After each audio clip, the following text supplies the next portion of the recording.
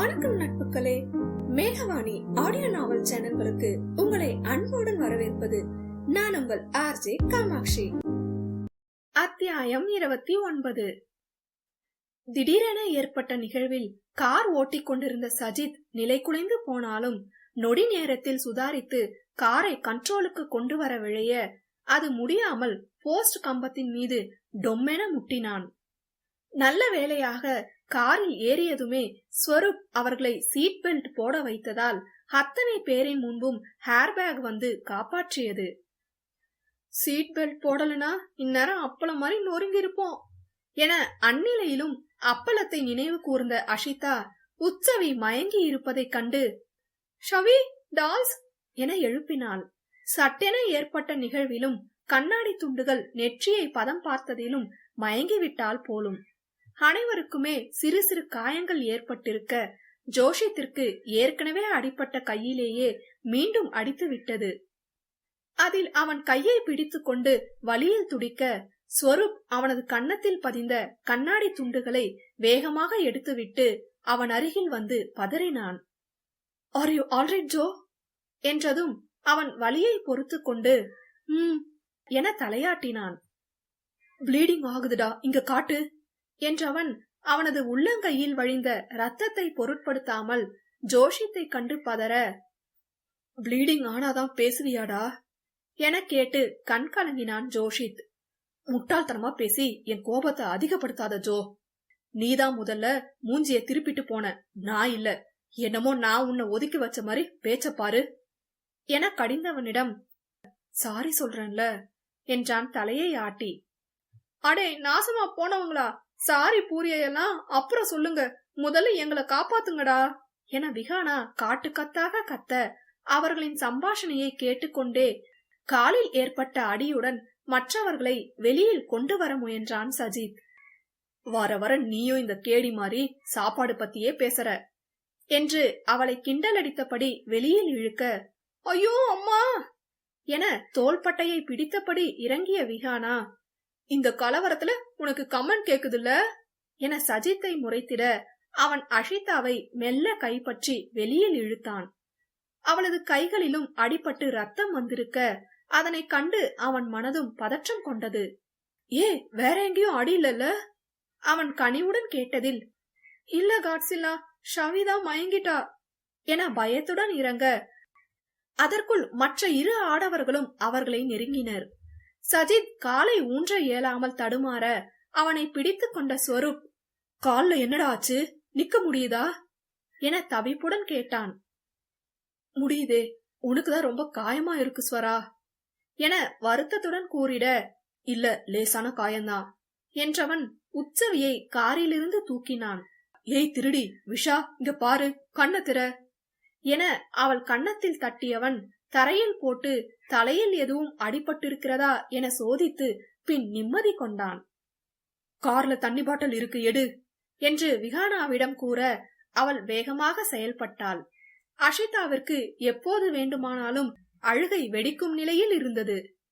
இவன் ஏன் எந்திரிக்கவே இல்ல என அழுகுரலில் கேட்டதும் சஜித்திற்கு அவளது கண்ணீரை உடனடியாக துடைக்க வேண்டும் என கரங்கள் பரபரத்தது.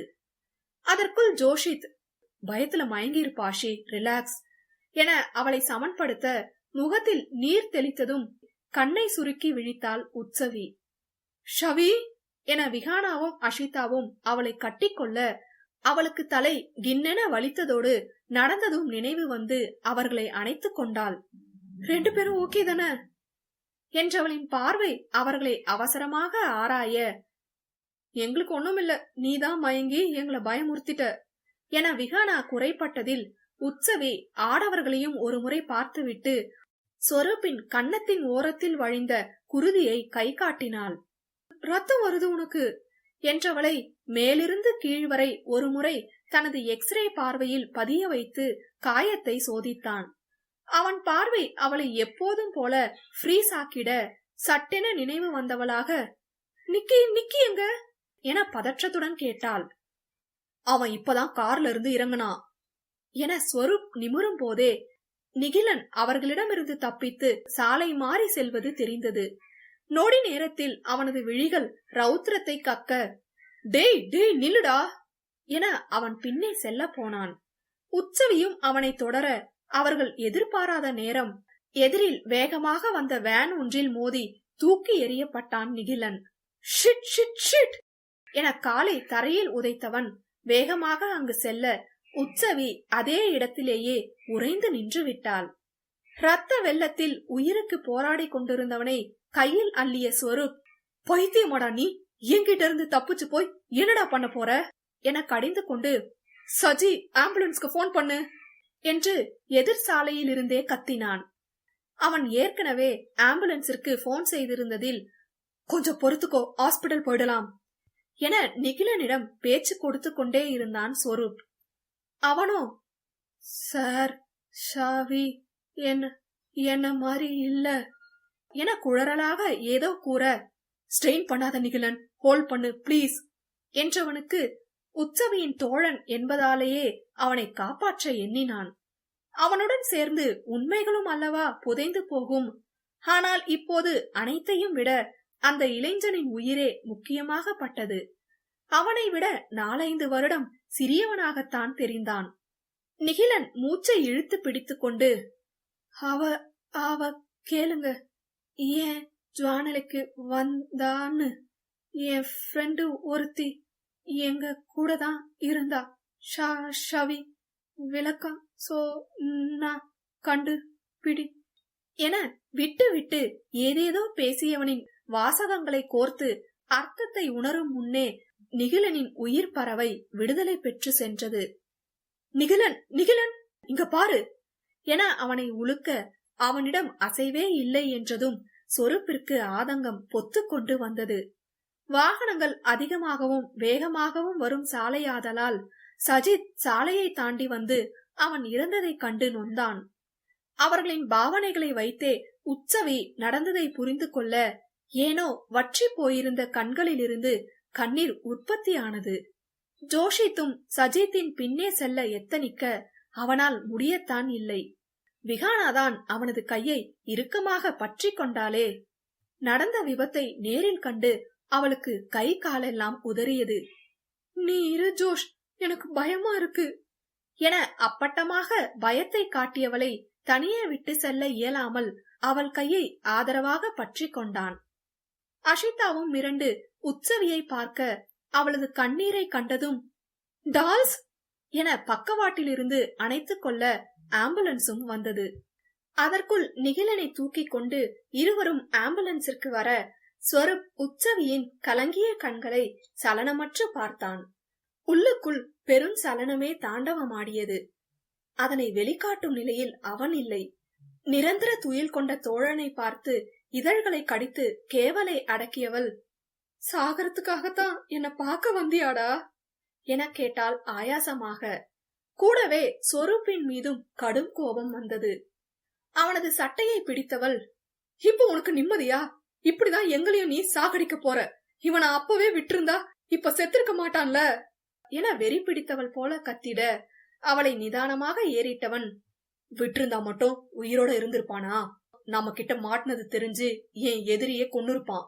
இப்பவும் நான் அவனை சேவ் பண்ணதான் நினைச்சேன். ஆனா ஓடி போய் ஆக்சிடென்ட் ஆகி என கேசத்தை எரிச்சலுடன் கோதினான். உனக்கு அவன்கிட்ட இருந்து உண்மை தெரியணும்னு சேவ் பண்ண நினைச்சிருப்ப, இல்லனா அப்படியே அங்கேயே போட்டுட்டு வந்திருப்பதன என அவள் நிதானத்தில் இல்லாமல் கத்த அவனுக்கும் கோபம் வந்தது. பின்ன இவன் என்ன எனக்கு மாமனா மச்சானா?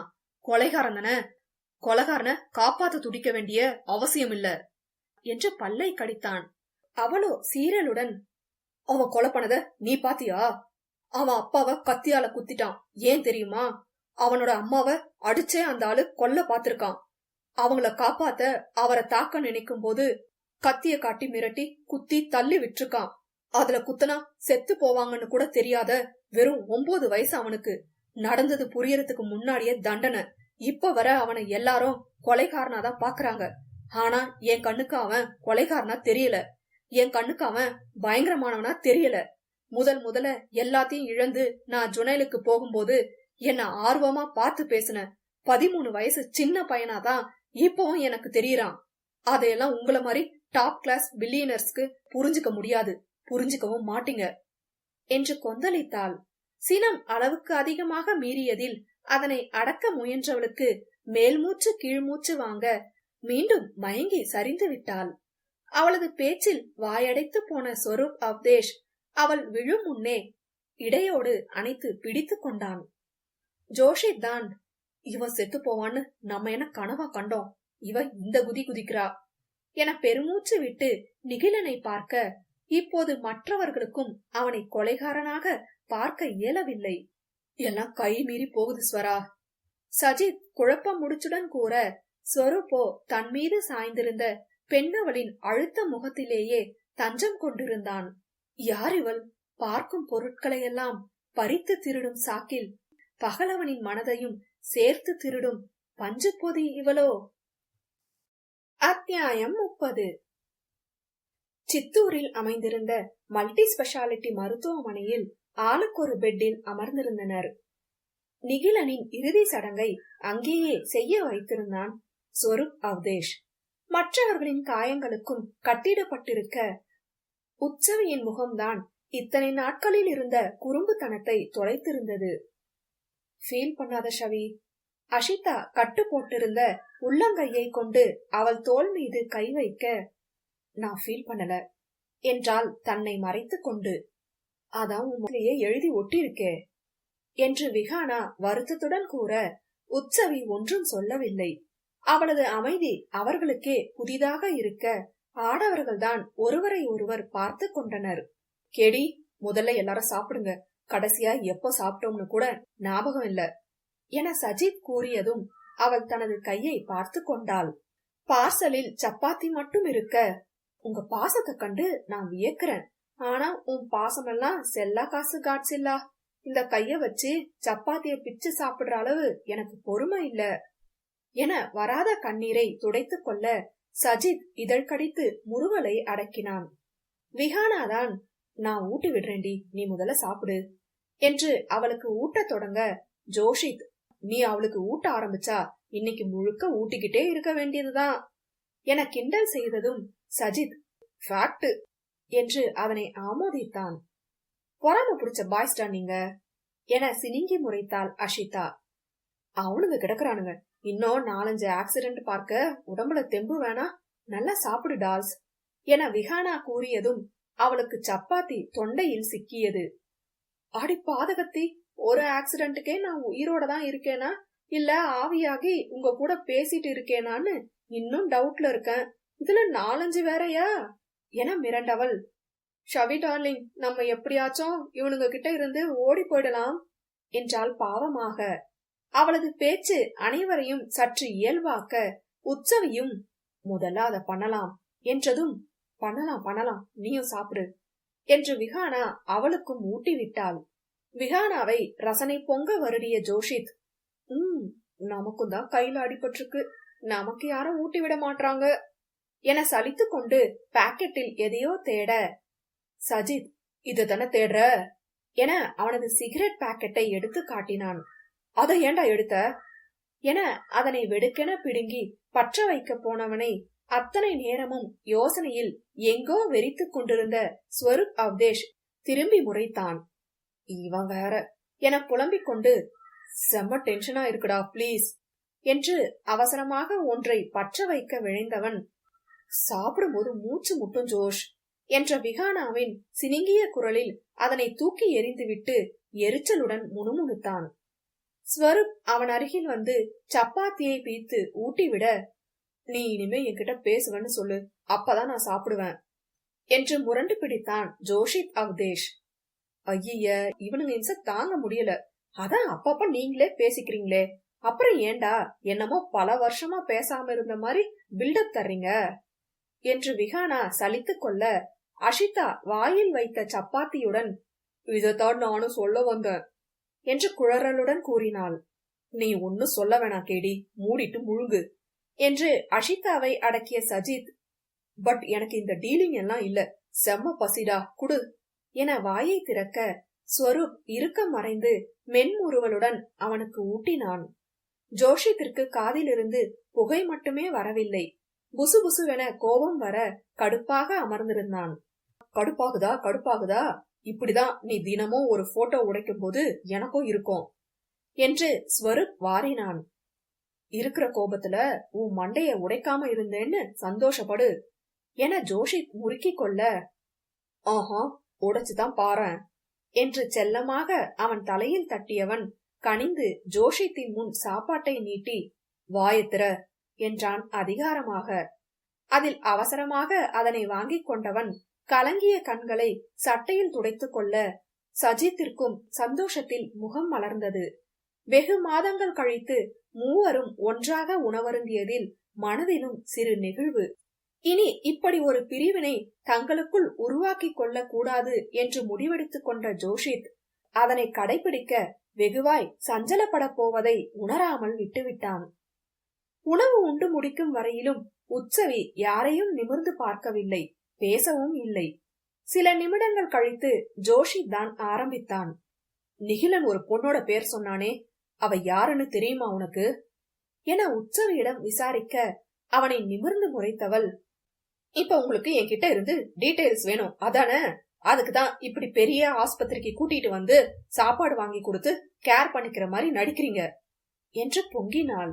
பைத்தியமா இவ என்பது போல ஜோஷித் அவளை பார்த்து வைக்க, சஜித்தோ ஆமாமா நாங்க டிராமா ஆர்டிஸ்ட் பாரு என கடிந்தான். அங்கிருந்த சோஃபா ஒன்றில் கால் மேல் கால் போட்டு இரு விரல்களை சோஃபா திண்டில் தட்டியபடி அவளையே ஊடுருவிக் கொண்டிருந்த ஸ்வரூப் அந்நிலையை மாற்றாமல், நடிக்கிறோம்னே வச்சுக்கோ விஷா, கடைசியா நிகிலன் சாகும்போது உன்னை விசாரிச்சா உண்மை தெரியும்ன்ற மாதிரி சொன்னான். நீ ஒத்துழைச்சா இந்த பிரச்சனைய சீக்கிரம் முடிச்சிட்டு உங்களையும் அனுப்பி விட்டுட்டு நாங்க நிம்மதியா எங்க கல்யாண வேலைய பாப்போம் என்று அழுத்தி கூறினான். கல்யாணமா என எண்ணும் போதே ஜோஷித்திற்கு கசந்தது. சஜித்தும் ஒரு நொடி ஆடிப்போன மனதை வெளிக்காட்டாமல் இயல்பாக இருக்க முற்பட பெண்களிடம் எந்த சலனமும் இல்லை. அஷிதாவோ வெகு தீவிரமாக, நீங்க எல்லாரும் ஆந்திரா சைடு இருக்கீங்களே, கல்யாணத்தை தமிழ் முறைப்படி வைப்பீங்களா இல்ல தெலுங்கு முறைப்படி வைப்பீங்களா என சந்தேகம் கேட்க ஸ்வரூப் அவளை முறைக்க முயன்று முடியாமல் மெல்ல புன்னகைத்து விட்டான். உங்களை கூட்டிட்டு சுத்துறதுக்கு எங்க வீட்டுல செருப்படி வாங்காம வச்சாலே போதும் என்று ஸ்வரூப் கேலி செய்ததில் அவள் அசடு வழிந்தாள். விகானாதான், ஆந்திரா சைடா இருந்தாலும் இங்க எல்லாரும் நல்லா தமிழ் தானடி பேசுறாங்க, அப்ப தமிழ் முறைப்படிதான் வைப்பாங்களா இருக்கும் என்று அஷிதாவுடன் விவாதம் புரிய ஜோஷித்திற்கோ கோபம் அளவுக்கு மீறி வந்தது. எதுவா இருந்தா என்னங்கடி, ரொம்ப முக்கியம் அது என அதட்டிட, இப்ப ஏன் இவன் வெறிநாய் கடிச்ச மாதிரி கத்துறான் என விகானா முணுமுணுத்து கொண்டாள். மீண்டும் உற்சவியின் மீது பார்வையை படர வைத்த சொரூப் அவதேஷ் அவளது சிவந்த வதனத்தை கண்டு கடுமையை குறைத்தான். யூ நோ வாட், என் சித்தப்பா 2 பேரும் சுயநினைவே இல்லாம இருக்காங்க, என் அப்பா உயிர் பிழைப்பாரா மாட்டாரான்னு கூட தெரியல என இறுக்கத்துடன் கூற வந்தவனுக்கு குரல் கம்மியது. அட்டாக் ஆனதுல இருந்து என் அம்மாவுக்கோ சித்திங்களுக்கோ ஆறுதல் சொல்ல கூட நாங்க பக்கத்துல இல்ல. நீ சொன்ன டாப் கிளாஸ் பில்லியனர் தான், ஆனா எங்களுக்கும் எல்லா உணர்வும் வலியும் இருக்குதான. எல்லாத்தையும் விட்டுட்டு தொலைஞ்சு போன பசங்களை தேடி எங்க மக்களுக்கு என்ன ஆபத்து நடக்குமோன்ற பதட்டத்தோட ஒவ்வொரு நிமிஷத்தையும் கடத்திட்டு இருக்கோம். கிடைக்கிற க்ளூ கூட டெட் எண்டா தான் இருக்கு. இதுவே தொடர்ந்தா சித்தூர் மொத்தமும் சுடுகாடா மாறிடும். என் குடும்பத்தை மட்டும் காப்பாத்திட்டு என்னால இந்த ஊரை விட்டு போய் இதே ராஜ வாழ்க்கைய என்னால வாழ முடியும். ஆனா இது என்னோட மண்ணு, என் முன்னோர்கள் வாழ்ந்த தெய்வீக இடமாத்தான் சித்தூரையும் அதை சுத்தி இருக்கிற எங்க கிராமங்களையும் நான் பார்க்கிறேன். கிட்டத்தட்ட 300 வருஷமா பல தலைமுறைகளா இந்த அவதேஷ சாம்ராஜ்யம் அவங்கள நம்பி வர்ற மக்களுக்கு நல்லது மட்டுமே செஞ்சிருக்கு. இந்த சாம்ராஜ்யம் அழிஞ்சா கூட அதோட கடைசி செயல் மக்களுக்கு செஞ்ச நல்லதாதான் இருக்கணும். உணர்ச்சி பொங்க கண்கள் சிவக்க அவன் உருமினான். அவனை உணர்வற்று பார்த்த உற்சவி நக்கல் நகையுடன், உன் முன்னோர்கள் எல்லாருமே நல்லது மட்டும் தான் செஞ்சிருக்காங்கன்னு உனக்கு எப்படி தெரியும் சொரூப்? பணம் இருக்கிறவங்க நல்லது மட்டுமே செய்ய மாட்டாங்க. நீங்க 3 பேர் வேணும்னா அதுல எக்ஸப்ஷன் வச்சுக்கலாம், அதுக்காக என யோசிக்கும் பாவனை கொடுத்தவள், உங்களுக்கு ஹெல்ப் பண்ணணும்னு நினைச்சதுக்கே ஒருத்தன் செத்துட்டான், இவளுங்களையும் பலி கொடுக்க எனக்கு விருப்பம் இல்ல என்று தோழிகளை அழுத்தமாக பார்த்தாள். அவனோ அதே திமிர் புன்னகையை இதழ்களில் தவழ விட்டு பலி கொடுக்க கூடாதுன்னு ஒதுங்கி போக நினைக்கிறியா? நீங்க 3 பேரும் எங்க நிழலை தாண்டி போனாலே பிரீத்தன் உங்களை கொண்டுடுவான் என்றான் அசட்டையுடன். விஹானாதான், இந்த நேரம் பார்த்து ராகேஷ் வர போய் சேர்ந்துட்டான் என கவலை கொள்ள ஜோஷித் கண்ணை சுருக்கி, அவன் இருந்தா மட்டும் என்ன புடுங்கிடுவான் என்று பல்லை கடித்தான். அதில் உதட்டை குவித்தவள், என் அப்பா மேல இருக்கிற மதிப்புக்காகவாவது ஏதாவது செஞ்சிருப்பான்ல என்றதும், ஆமா பண்ணிருப்பான், உன் தம்பிக்கு பண்ணுன மாதிரி என இழிவாய் கூறியவன், ஸ்வரா அவ தம்பிக்கு வீடியோ கால் பண்ணு என அமர்த்தலாக கூறிட அவள் திகைத்தாள். ஸ்வரூப்பும் விஹானாவின் தம்பியான விமலிற்கு போன் செய்து அவளிடம் நீட்ட, அதனை வாங்கும் போதே அவளது கண்களில் வெள்ள அபாயம் அடித்தது. அக்கா என விமல் ஆசையுடன் அழைக்க, விமல் நீ இப்ப எங்க இருக்க என கேட்டால் அவசரமாக. அவனது பின்புறத்தில் மருத்துவமனை போல இல்லையே. நான் இங்க பத்திரமா இருக்கேன்கா, இங்க எனக்கு புது ஃப்ரெண்ட்ஸ் எல்லாம் கிடைச்சிருக்காங்க என கூறிய அந்த 17 வயது பாலகனின் முகத்தில் என்றும் இல்லாத ஒரு பரவசமும் அமைதியும் குடிகொண்டது. விஹானாவிற்கு ஒன்றும் புரியவில்லை. ஜோஷித் போனை வாங்கி அணைத்துவிட, ஏன்டா போனை வாங்கின? என் தம்பிக்கு பிளட் கேன்சர், ட்ரீட்மெண்ட்ல இருக்கணும், இப்ப அவன் எங்க இருக்கான், என்னடா செஞ்சீங்க என பயத்துடன் கேட்டாலும் தம்பியின் முகத்தில் ஏற்பட்ட பொலிவின் காரணம் புரியவில்லை. ஓங்கி விட்டனா தெரியும் என அவளை நோக்கி கை ஓங்கிய ஜோஷித் அவளது முகத்தில் ஏற்பட்ட சுணக்கம் கண்டு தன்னை அடக்கிக் கொண்டு, அவனுக்கு கேன்சரே கிடையாதுடி மக்கு. ராகேஷ் மாதிரி ஆளுங்க எல்லாம் தனக்கு கீழே இருக்கிற வேலையாட்களை மட்டுமில்ல, அவங்களோட குடும்பத்தையே தன்னோட அடிமையாதான் வச்சிருப்பாங்க. அதே மாதிரிதான் உன்னையும் உன் தம்பியையும் வச்சிருக்கான். நீ படிச்சதுனால அவனை மீறி போயிடக்கூடாதுன்னு தம்பி சென்டிமெண்ட்ல உன்னை அடக்கி வச்சிருக்கான். அது கூட புரியாம அவன் கூட 5 வருஷமா வேலை பார்த்திருக்க என்று அதட்டினான். விஹானாவிற்கோ அதிர்வில் தலையே சுற்றியது. எங்க கதை உங்களுக்கு பிடிச்சிருந்தா லைக் பண்ணுங்க, ஷேர் பண்ணுங்க, கருத்துக்களை கமெண்ட் பண்ணுங்க, மறக்காம சேனலை சப்ஸ்கிரைப் பண்ணிடுங்க.